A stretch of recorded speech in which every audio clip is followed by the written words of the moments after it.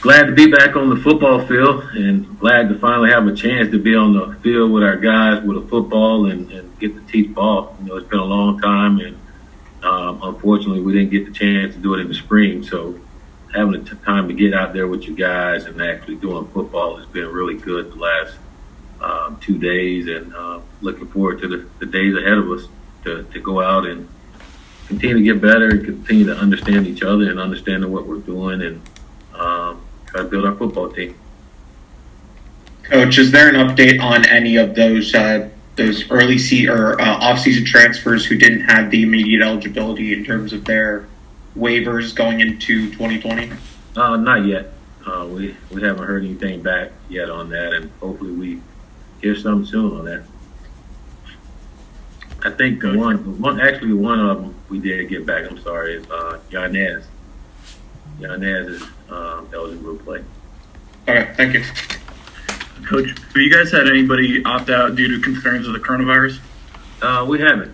We haven't had anybody opt out yet, but our guys, we talked about it with our leadership council and making sure that we do a great job of educating our players and understanding the things they have in front of them and they can use for themselves to better themselves and make a great decision for themselves.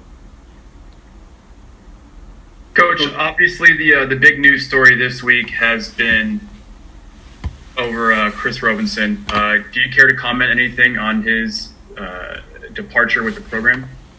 Well, no, we put out a statement yesterday, and I'll kind of leave it at that, to be honest with you, and really like to talk about the guys that's on the roster now.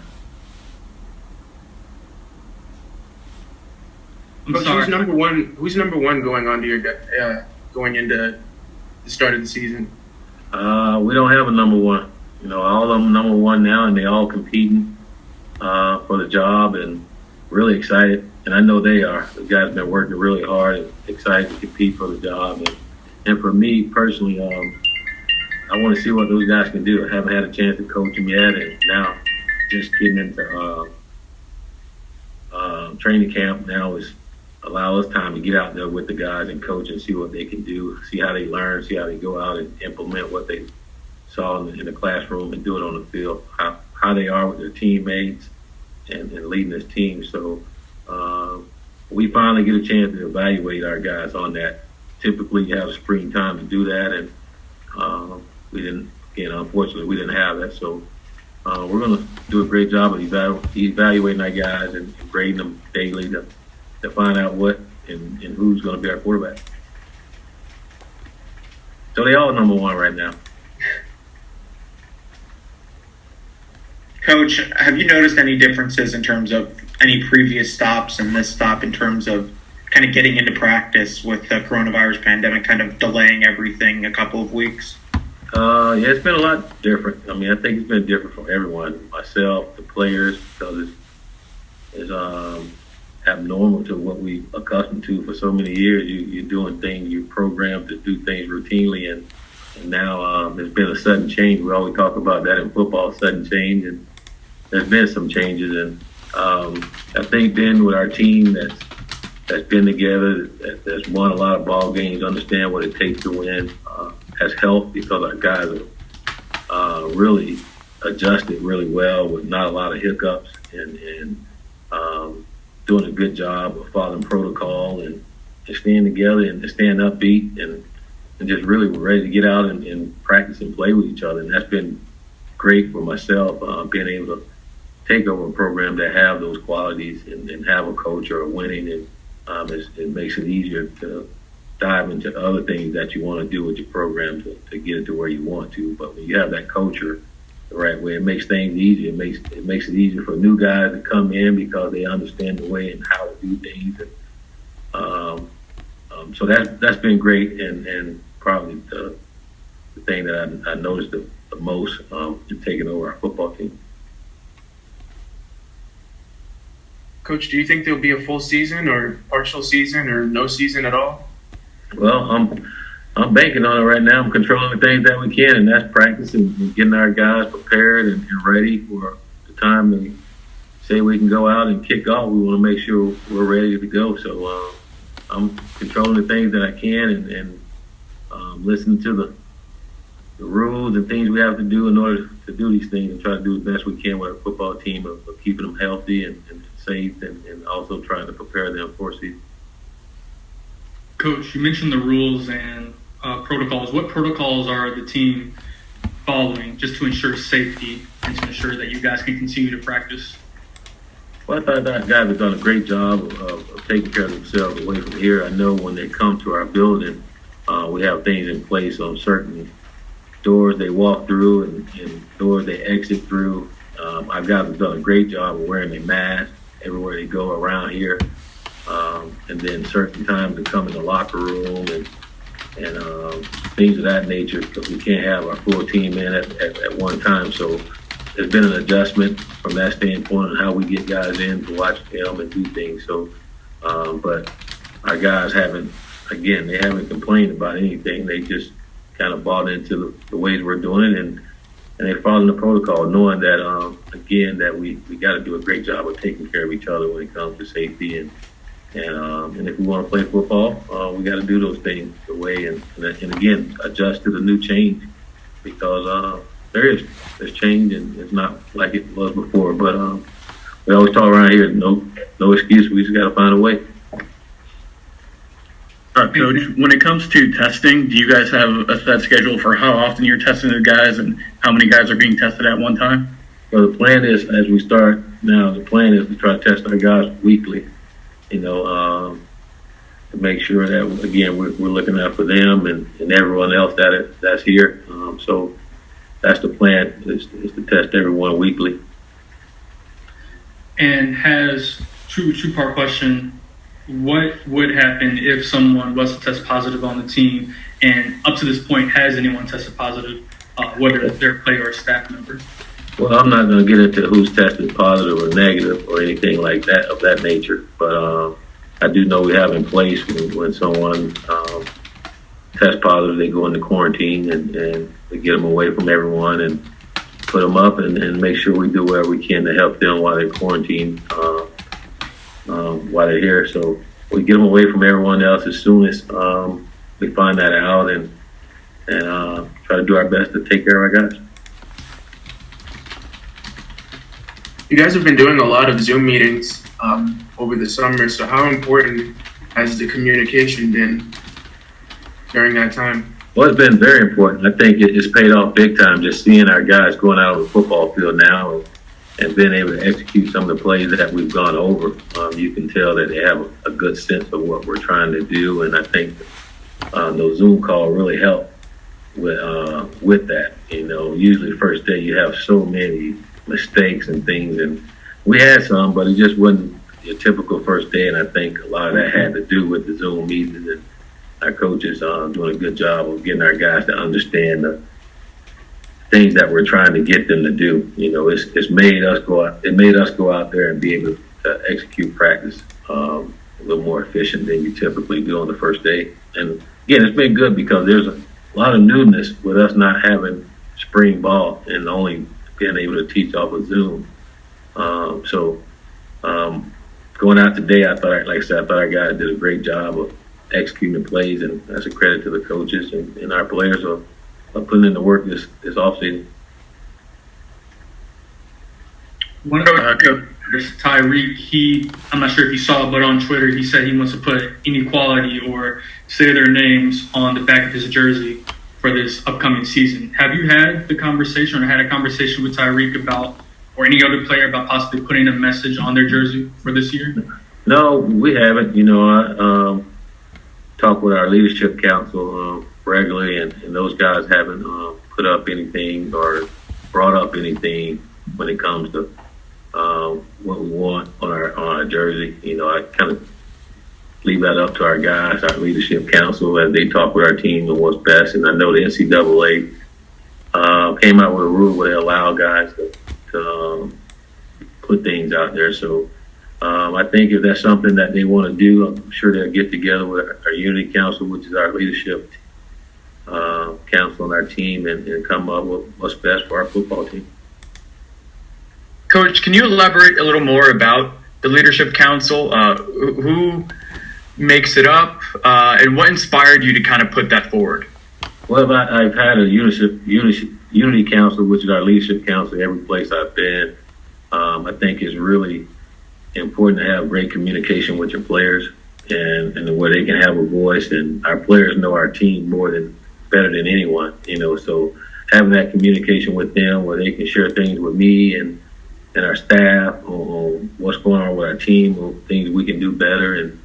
And then also where they can help hold our football team accountable, when guys aren't doing what they need to, they have to go in front of the unit council and talk to those guys about the things they're doing wrong, and the unity council give me a recommendation on what we should do with that. But I think it's so important that we do a great job of communicating with our guys, and so by doing that, we got a group of guys together where it's offense, defense, and it's typically a senior, a junior, sophomore, and a freshman, someone for each class, and that will allow our guys. Again, it might be a player that have some concerns, and he's afraid to come to the coaching staff, where he can go to his peers, he can go to unit council and voice his concerns, and then they can bring it up to us. But the key is to have an avenue for our guys and to be able to talk and bring up issues, and so that we can get them worked out one way or another, good or bad, whatever it is, but to get it worked out, and have great communication with our guys, so that we can operate the way we want to. And who is on this unity or leadership council, if you don't mind me asking? We have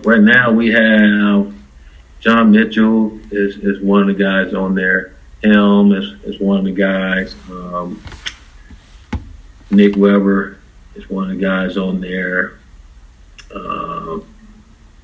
Larry McCann, our running back, is on there, and we still have to pick 2 freshmen. We hadn't picked a freshman yet since they just got here. We're going to allow them to get here a little bit and go through, and we see exactly what they're all about, if they're worthy of getting on the unity council. But they're the voice of our team. They're guys that are respected by their teammates, and guys that we're going to lean on.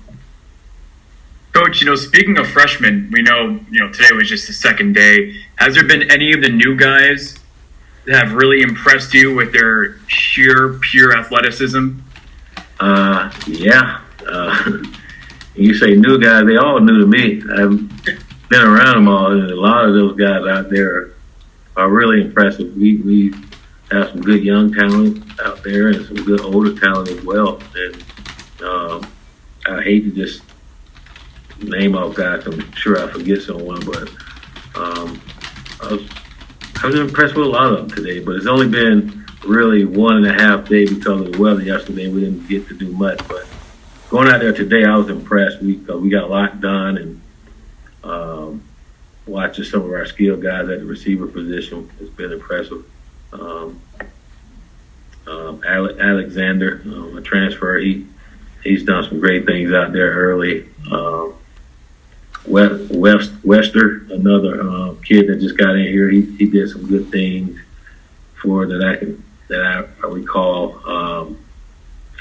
I was impressed with all of our quarterbacks throwing the football today, getting the ball to our guys, and DeMarcus Adams done a really good job, receiver position. I like all of our backs, done a good job, and then on the defense side of the ball, I thought our young guys back on that side of the ball, on the back end, has done some good things, and we're doing training camp a little different this year, so we're not necessarily out there as a full team. We're kind of treating it like an OTA, and kind of easing our way into this, and kind of using this first week and a half to really hone in on our fundamentals and technique. And since we didn't really get to have spring ball, try to ease ourselves in this and get our guys to understand what we're doing before we really get into training camp and get going. So, and to take care of them, especially with us not playing that first weekend. So we're going to allow our guys to be sharp when they come into training camp, so they can come in there and execute and be able to be able to compete. I think the better and the more they know, the easier it is for them to go out and compete. And right now, we're trying to do a great job of teaching our guys. Coach, real quick, speaking of DeMarcus Adams, you know him from back up in Tallahassee. Any hope that he might receive a waiver from the NCAA to play this year? Any hope? Well, we're hoping. We're hoping that he get eligible. We wishing. We got our fingers crossed, and again, we hope he get eligible. We banking on it. How about, do you think it's likely?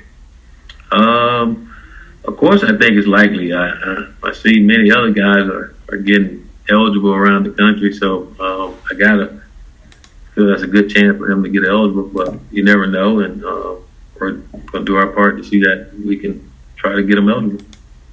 You'd be a great politician, Coach. Thank you. Coach, I was just wondering if you had any update on Achilles Leroy's status and if you think he might be back on the team again this year. I have no new news for you, buddy. If I do, Jen, I'll get it to you. I moved so that Thanks, the Bill. Wi-Fi connection was better, so hopefully you guys can hear me get better now. So, if you guys, last question for Coach, and then we'll let him go, and I'll wrap it up with what I was trying to tell you at the beginning. Coach, when do you think the schedule will come out? Did you get any news on that? I don't have any information on that exactly when it will come out. Sorry, but I don't have that right now. Only schedule I know is this training camp schedule, this OTA schedule, and our guys. And to be honest with you, that's really much all I'm locked into is our players. And we finally have an opportunity to get out there to work with them, which is awesome because it's been a long time. And we're going to focus on trying to get us better, trying to keep us safe, and trying to be prepared. So when they do tell us it's kick off, we're ready to go. Coach, you mentioned the running back group a little earlier. That was the group that really shined last year, and it was not just one guy or two guys. It was a bunch of different contributors, whether it was Larry, so he got hurt, and Malcolm, BJ when he came back. How are you going about the challenge of splitting up touches or plays amongst a very, very talented group, one of the most talented position groups in the conference? We got a lot of guys at that position, and all of them can't play, and our guys understand that. And, again, like quarterback position, receiver position, and every other position, guys are going to compete for playing time and compete to be the guy to go out and lead our football team. And it's great to have a lot of guys at that position. I mean, you go back to last year, you can never have enough running backs, because they go down quite a bit. And it's great to have a room full of talented young men. And it's also fun to watch when you have a talented room because you're going to get those guys competing every single day. You're going to get the best out of them every single day. And I enjoy watching and being around that group because they are competitive and they're always pushing each other. So our guys know around here, and we keep reminding them if they're going to play, if they want playing time, that's going to be on them. They're going to have to earn that and earn that daily from meeting rooms and to walkthroughs to executing on the football field, and that's how they're going to play. That's how they're going to get playing time. The guys that can do it consistently enough and execute it the way we need it to. But I know we have guys to get it done, and I'm looking forward, just like you all are, to see who's going to separate themselves.